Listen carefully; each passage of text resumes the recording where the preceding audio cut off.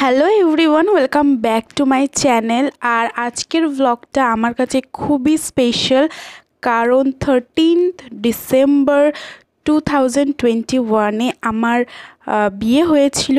আর হিসাব মতো আজকে আমি আজকে যে ব্লগটা বানাচ্ছি সেটা হলো 13th ডিসেম্বরেরই ব্লগ, যেদিন আমাদের সেকেন্ড অ্যানিভার্সারি ছিল। তো আমরা আমাদের এই স্পেশাল দিনটাকে একটু স্পেশাল করে তোলার জন্য নিজেদের মধ্যে টাইম কাটিয়েছিলাম সারাটা দিন। তো কীভাবে কী করেছি সারাটা দিন, কোথায় ঘুরেছি, সেটাই আজকে এই ভ্লগের মাধ্যমে আমি শেয়ার করব। আর এটা বলতে পারো আমার কাছে একটা স্মৃতি, কারণ আমি যখনই আর কি দেখতে চাইবো এই ভিডিওটা আমি দেখতে পারবো, সেই জন্যই এইটা ইউটিউবে আপলোড করে রাখা। তো তোমাদের এই ভ্লগটা কেমন লাগবে সেটা আমাকে অবশ্যই জানিও, আর তোমাদের ওয়েডিং ডেটটাও আমাকে নিশ্চয়ই জানিও। আর এই দিন কারোর ওয়েডিং অ্যানিভার্সারি ছিল কিনা সেটাও আমাকে জানিও। তো দেখো, আমরা অলরেডি মেট্রো স্টেশনে পৌঁছে গেছি, আর যাওয়ার সঙ্গে সঙ্গেই ট্রেনও পেয়ে গেছি।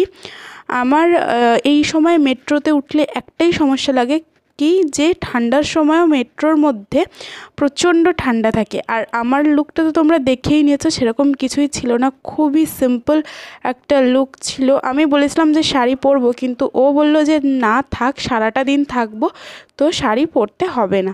তো দেখতে পাচ্ছ এই জায়গাটা অনেকেই হয়তো চিনবে, একেবারে বিড়লা প্ল্যানেটোরিয়ামের সামনে এসে গেছি আমরা। আর এখান থেকেই যাব বিড়লাতে। তো বিড়লাতে আমি এর আগে অনেকবার এসেছি, কিন্তু ভেতরে কখনোই ঢোকার সুযোগ হয়ে ওঠেনি, কারণ যতবারই এসেছি কোনো না কোনো ওকেশানে এসেছি, যেমন 25 ডিসেম্বরে বা 1 জানুয়ারিতে এসেছি, যখন এত পরিমাণে ভিড় থাকে যে ভেতরে ঢোকার আর কি লাইন আর টিকিট কাউন্টারের যে লাইন থাকে সেটা দেখে আর কখনোই ঢোকা হয়ে ওঠেনি। তো আজকের ফাইনালি একটা অফ ডেতে এসেছি, যদিও এখনও বেশ অনেকটাই লাইন আছে। সামনেই দেখতে পাচ্ছ প্ল্যানেটোরিয়াম, আর তোমরা দেখতেই পাবে প্রচুর লাইন আছে, কিন্তু অন্যান্য দিনের থেকে একটু কম, তো সেটাই ভরসা। তো চলো এখন আমরা টিকিটটা কেটে নেবো। আর হোপফুলি আমাদের যে শো টাইমটা ছিল একদম ক্লোজ ছিল, আমরা একদম 2টো বাজার 15 মিনিট আগে মতো পৌঁছেছিলাম ওখানে, আর 2টোর সময় কিন্তু শো ছিল। এখন কিন্তু আমরা অনলাইন দেখে গিয়েছিলাম 2:30 শো, কিন্তু এখন ওইভাবে শো হয় না অনলাইন ওয়াইজ, এখন 2টো 3টে এইভাবে শো হয়। তো 2টোর সময় একটা শো ছিল, 3টের সময় একটা শো ছিল। তো দেখতেই পাচ্ছ কত বড় একটা লম্বা লাইন হয়ে গিয়েছিল এর মধ্যেই। আর অলরেডি 2টো বেজে গিয়েছিল, ঢোকার টাইমও হয়ে গিয়েছিল। তো ঝটপট লাইনে দাঁড়িয়ে পড়লাম। আর দেখো, ভেতরে যাওয়ার জন্য আমি কিন্তু খুবই এক্সাইটেড ছিলাম, কারণ আমি অনেকবার যাওয়ার চেষ্টা করেছি, কিন্তু কখনোই কি গিয়ে উঠতে পারিনি। তো ফাইনালি এখন আমরা ভেতরে এন্টার করছি। আর ভেতরটা কিন্তু খুবই ঠান্ডা ছিল, কারণ ভেতরেও এসি ছিল। এখানে অনেক বড় প্রজেক্টর আছে, সেটা আর কি চলবে, এসি থাকাটা স্বাভাবিক। কিন্তু আমার এই শীতের সময় এই একটাই প্রবলেম হয় থাকতে। আর এই যে দেখতে পাচ্ছ পুরো স্ক্রিনটা খুবই সুন্দর ছিল। আর ভেতরে বসে থাকার পর এই যে আমাদেরকে একেবারেই দেখা যাচ্ছে না, এতটাই অন্ধকার ছিল।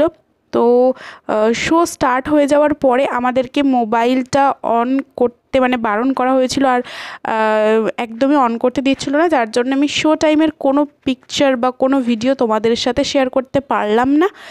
আর শো শেষ হয়ে যাওয়ার পর আমরা পুরোপুরি প্যাকড আপ হয়ে গিয়েছিলাম, পুরো একদম সোয়েটার পরে নিয়েছিলাম। দেখতেই পেলে আমাকেও দেখতে পাবে, ওকেও দেখতে পাবে, দুজনেই কিন্তু সোয়েটার পরে নিয়েছিলাম, এতটা পরিমাণে ঠান্ডা লাগছিল। কিন্তু শোটা বেশ ভালো ছিল, 30 মিনিটের শো ছিল।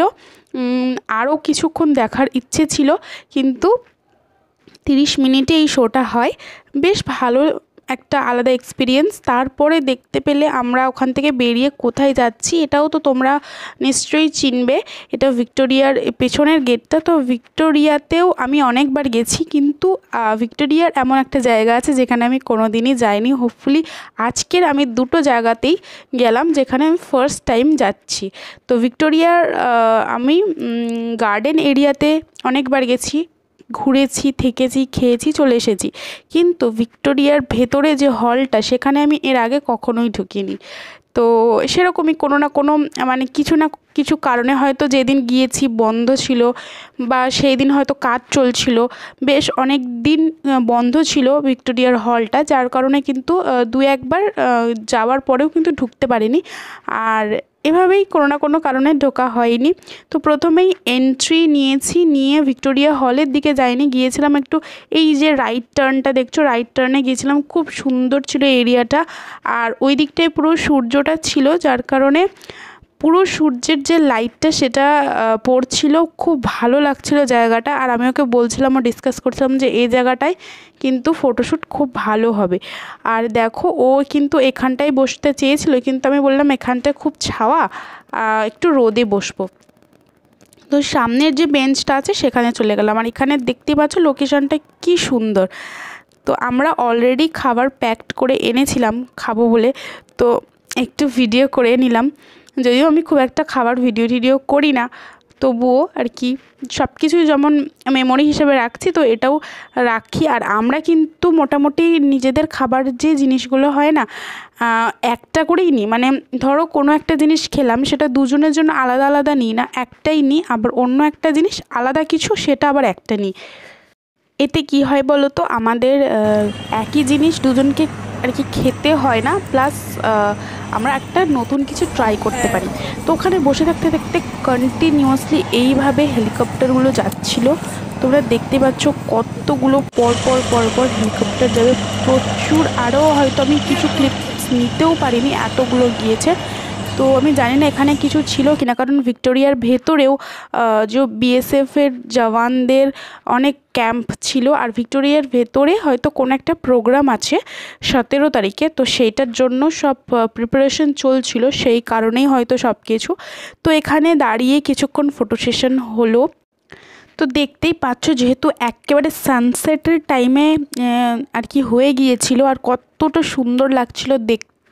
তো চলো এবারে ভেতরে ঢোকা যাক। এই ভেতরে কিন্তু আমি ফার্স্ট টাইম ঢুকলাম। ভেতরে খুব একটা বেশি কিছু নেই, যেহেতু যা কিছুই আছে, কিছু কিছু জিনিস পুরনো আছে, কিছু কিছু জিনিস এখন নতুন করে আর কি রাখা হয়েছে, অনেক কিছুই। বাট আমার সব থেকে যেটা বেশি ভালো লেগেছে এই মানে ভেতরের ইন্টিরিয়রগুলো, আর ভেতরের যে লুকটা, এই ভিক্টোরিয়া হলের ভেতরের যে লুকটা, সেটা আমার সবচেয়ে বেশি ভালো লেগেছে। তো নিচে দাঁড়িয়ে দাঁড়িয়ে ভাবছিলাম, যদি এই উপরগুলোতে, উপরে দেখতে পাচ্ছ না এরকম ব্যালকানি মতো আছে, উপরেও যাওয়া যায়, কিন্তু সব গেট কিন্তু খোলা নেই, মানে সকলে উপরে যেতে পারবে না। তো আমার ইচ্ছা করছিল খুব যে ওখানটায় যদি দাঁড়িয়ে দেখতে পারতাম নিচটায়, কত ভালো হতো। কিন্তু ভাবছিলাম যে হয়তো উপরে যেতে পারবো না, কিন্তু একটা জায়গা থেকে দেখলাম যে অনেকেই উপরে উঠছে, কিন্তু এই জায়গাটা না, সেটা অন্য একটা জায়গা, মানে এর পাশের যে জায়গাটা আছে ওখান থেকে উপরে উঠছে।